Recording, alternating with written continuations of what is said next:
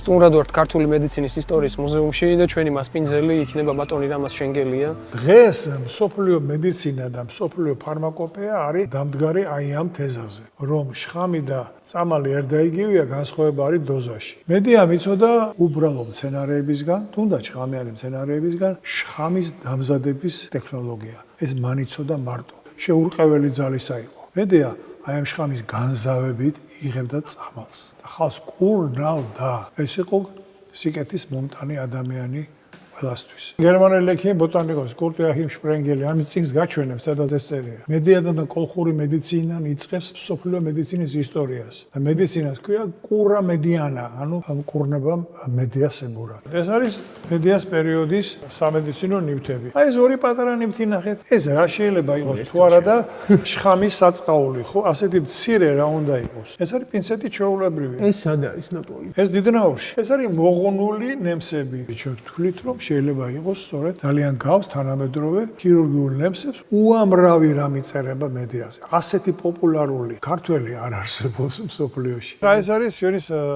მედიას ბაღი, აქ ლავანდა, რა ვიცი რა არის ძალიან ბევრი რამ არის. 42 საკუნაო მცენარე ქონდა მოშენებული მედიას. აი 42-ს თავმოყრას ვაპირებთ.